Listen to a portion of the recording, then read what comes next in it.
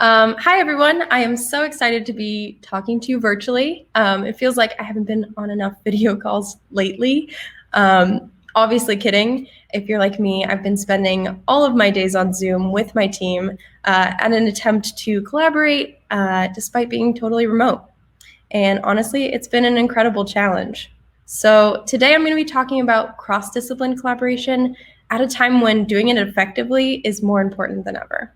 My name is Aubrie Phillips, and I'm a product designer at WillowTree, which is a digital product agency. At WillowTree, we work on many different types of products, and we work for companies like HBO, Domino's, and Synchrony Financial. And our teams tend to be uniquely structured based on what we're working on. But hopefully, regardless of whether you're at an agency or in-house or something completely different, what we cover today is still applicable to you. And I'm going to be speaking from my perspective as a product designer, but hopefully in the spirit of cross-discipline, you, in whatever role you may have, can take something away today and start to put it into practice. So, effective cross-discipline collaboration. If you're like me, when you hear buzz terms like that, your brain may immediately turn off. But I want to get down to the root of the problem, which is something people at my company, and as well as probably people at your company and many before them, have been trying to solve, which is how do different types of people come together to effectively solve a problem?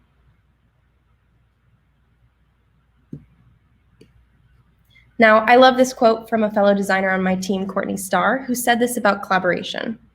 I used to think that as the designer, it was my job to have all the ideas. Now I see collaborative design like a bonfire. The bonfire is the product and the logs are ideas. If everyone contributes wood to the fire, it's way better than just one person. And this quote really emphasizes what I think is so important, which is that designers are not unicorns that own all creative ideas and solutions. Gone are the days when a creative would go into hiding alone and emerge with a design revelation. If you can do that, all the power to you. But at WillowTree, we strive to bring in as many people and different perspectives into the things that we design. And we think it makes for better products for everyone. So I'm going to start with an analogy. I want you to picture a relay race. Now, envision you're waiting on that track to grab the baton from your teammate.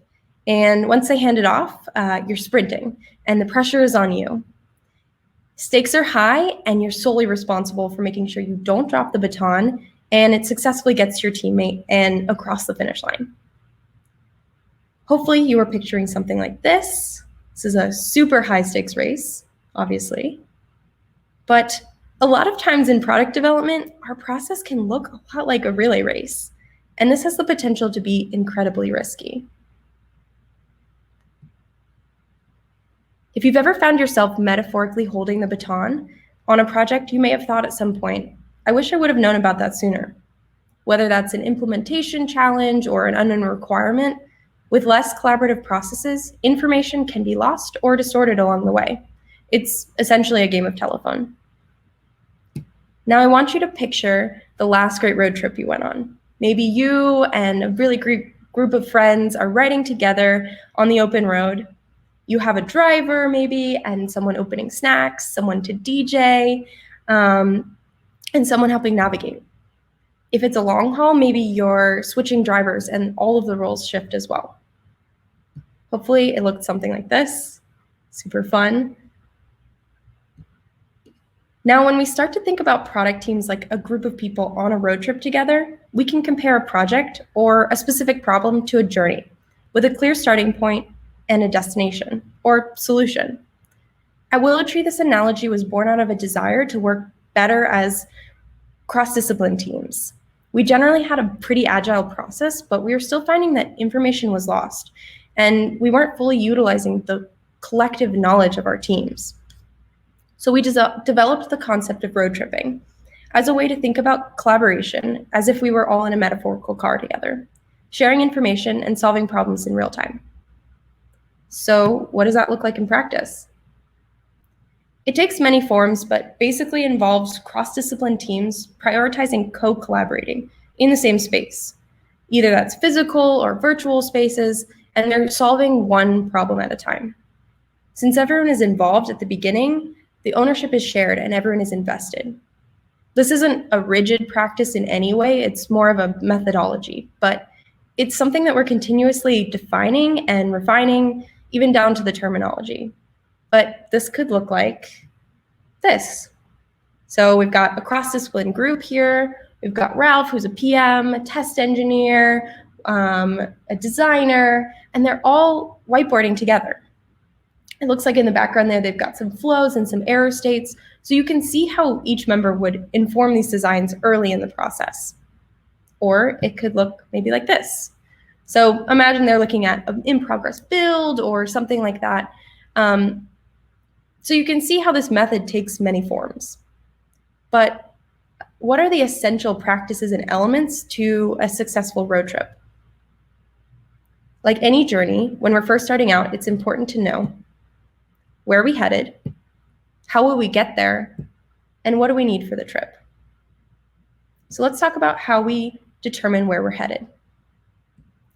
So one of the key practices we use is called norming. Now, we didn't invent this, and you may do something similar, but we find it essential when we're starting anything new, like a project or even introducing a new teammate or goal. It allows the team to set expectations and level set around roles, defining shared team values, what matters to people on the team, establishing team ceremonies like stand-up or regular meetings, and planning for communication or collaboration methods. Sometimes this looks like talking about how individuals prefer to receive and give feedback. And they also like to define the definition of success or the destination. And we can think of this as when the team is getting in the car together and communicating expectations and needs for the journey ahead. This ensures the team can establish trust and safety from the very beginning and get everyone in the right mindset. Now, in a similar vein, we use retroing, also not a new concept, but we do it at the end of a project or after a major milestone. And we can think of this as a pit stop. You might do something similar, but we really like to get into the details of the process thus far and ask what went well, what didn't go well, and what can we improve? And this practice goes hand in hand with the iterative nature of road tripping and allows processes to take new shapes and improve based on evolving team needs. It's also essential if you want to try something completely new as a team, because you can start to try it, review how it went, and adjust as needed. And this helps to give everyone a chance to align and set clear expectations for the future. Moving into defining how we'll get there. So this is really the meat of road tripping, and it's truly born out of classic agile practice.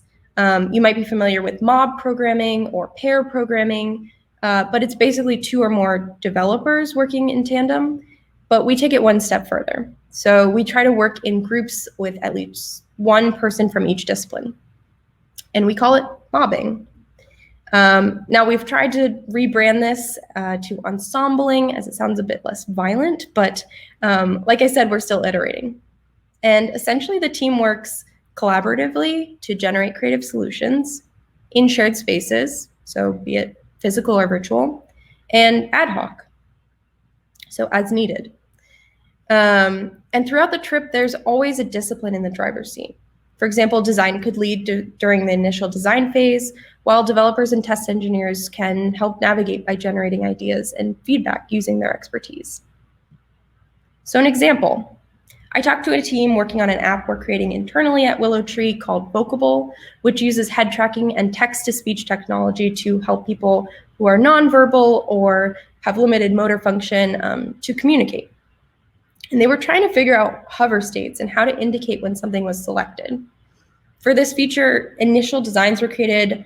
The timelines, I'm not sure, but I think it was about like a few weeks, and then they were handed off and the devs took them and took, about 2 months to build it out fully. And the designers and developers were working together, but the process wasn't fully collaborative, and they discovered an issue when they were building it out. When they realized the issue, they looked at each other and asked, "Can we redesign this today?" They transitioned to fully collaborative mobbing, working one-on-one with a designer and a dev, looking at it and testing a live build. They were able to build the feature out together with improvements in like an hour. The devs were able to provide new ideas based on technical feasibility, and design guided the UX and visuals. In the end, they arrived at a solution that was more intuitive and easier to build. And if you're interested in Vocable, it's a super great project and you can get more information. I'm happy to give more information about it. Another version of this mobbing concept could look like a whole team whiteboarding and working to solve a solution. So we've looked at a few examples of that. They start with a goal and they bring any dependencies, requirements, and restraints and design around them. If everyone is in the room from the very beginning, their diverse perspectives can bring up potential opportunities or risks early on. So designers don't waste time making something that isn't fully feasible. The whole team feels confident about the solution because it's essentially been fully vetted before it's even been built. Now you may think, doesn't that slow things down? But if done effectively, it actually saves time by removing silos and reducing handoff. And it also highlights potential roadblocks and allows for flexibility for the team to shift course if there's a bump in the road. So in the end, designs have fewer edge cases, take better advantage of the platform, and are easier to build. So now that we've shared some key practices, what are the essential things teams need to bring along for the trip? So I polled some of my coworkers, and these were some of the top things they mentioned. So the larger the circle, the more often I heard it. So I'll break down a couple of these sort of things I heard most often. First, almost everyone mentioned vulnerability, specifically the need for psychological safety and the importance of feeling comfortable with your team. Good collaboration a lot of times requires eliminating hierarchy and ego and leveling the playing field for all contributions to be equally weighted and valid. And obviously still acknowledging each member's experience and expertise that they bring to the table. If you've heard the phrase, "I'm just throwing this out here," I'm just throwing this out there, or if you've ever said that, one of my teammates described throwing out a crazy idea like throwing a ball super, super far, which then expands the realm of exploration and makes space for really great but maybe out there ideas to form. But obviously, in order to say something crazy, you might need to feel comfortable with your team. So that takes vulnerability. And one suggestion I heard is actually using an improv comedy technique, which uses the phrase "yes and." So instead of shooting down others' ideas, you build upon them. If no idea is wrong, then everything is fair game, and people feel comfortable being vulnerable, sharing their ideas. Which leads to communication. This one seems obvious, but good communication is pivotal to a successful road trip. No one likes feeling out of the loop, and even worse, like they aren't being heard. Also, if being completely virtual for a year has taught me anything, it's the value of good quality communication. And I love this quote from playwright George Bernard Shaw. The single biggest problem in communication is the illusion that has taken place. So it can't just be the frequency of the communication, it has to be good quality as well. I heard a lot of my coworkers say that they needed their teammates to be open to hearing others out while also sharing their expertise. One person put it, "The ability to shut up and listen goes a long way." I also heard things like establishing a shared language and open feedback culture is helpful as well. So obviously this requires vulnerability and honesty and openness when you interact with your teammates. Sometimes it just takes sharing what's on your mind and what challenges you're facing, and this can help others to open up as well. So at WillowTree, we talk a lot about assuming positive intent, which goes a long way when you're working with a diverse team. Your coworkers want you and the project to succeed just as much as you do. So always assume that they have good intentions, even during a potential miscommunication. Also, not everyone likes to collaborate in the same way. So getting the right people in the room and talking about how you each like to work helps. And these are things that you can establish during norming or discuss during a retro. to find what methods work for you and your team. So, leading in another one, trust. Again, seems super obvious, but you wouldn't get into a car with someone that you didn't trust as a driver, or at least you wouldn't want to. So, when you don't have trust, you may feel the need to micromanage, which isn't a great feeling for the driver or the passenger. When there's trust, it allows the driver to move forward with confidence, knowing that their team is behind them. When I spoke to my coworkers, they mentioned things like getting to know your teammates outside of work, and having empathy and respect for those you work with. When you start modeling these behaviors and putting trust in your teammates, it's more likely others will trust you as well. And lastly, clarity. If I haven't hammered home on this road trip analogy yet, a team needs a clear vision of their shared destination.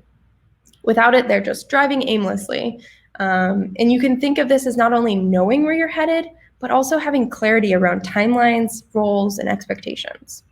While you might not know every twist in the road yet, it's important to establish the destination early and refer back to it often to make sure that you're headed in the right direction as a team. That way, every decision propels you forward and closer to your goal. Now, you may be listening to this and think, this doesn't apply to my work or my team structure. I don't work at an agency, but no matter what you do, you probably interact with other disciplines. So you can start to borrow some of these thinking methods for better collaboration with your peers. So where do you start? Let's talk about some of the micro practices or tiny changes you can do to start making positive change today.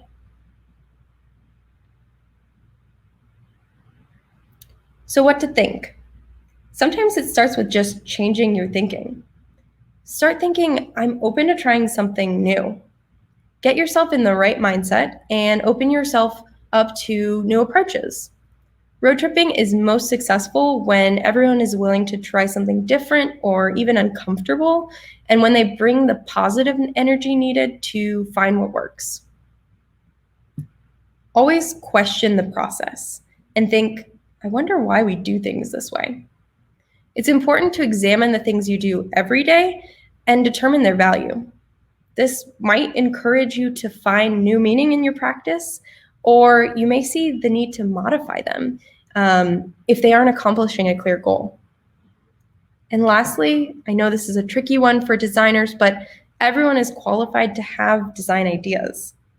Now, I know we've been brought up as the creative thinkers, but everyone we work with is surrounded by and interacts with good and bad design every day, and they have a valid perspective. Empower them to contribute. I like to ask if someone is trying to explain an idea, I like to ask them to say, can you draw it for me? And I'm always inspired by what people come up with, even if they're uncomfortable with drawing initially or they say they're a bad drawer. I always tend to be inspired and understand their process and their thinking a lot better if we can get people to get involved in the design process. So now that we've changed our thinking, how do we start putting this into practice? So it starts with just changing some of the things that you say every day. So get comfortable with saying, I don't know the answer to that right now, and be okay with working to find the answers out. I know that it's really hard and we want to feel like we know all the answers, but if you don't know the answer, someone on your team just might. And saying this might be the key to finding that out. Also try saying, what do you think? Ask your teammates for their opinions on your work and invite them into your process, even if it doesn't feel ready to show yet. I know firsthand it's super scary to show something half-baked or really messy, but getting outside perspectives might help guide you forward and get you less stuck in that process. Also, I have this idea, can we try it?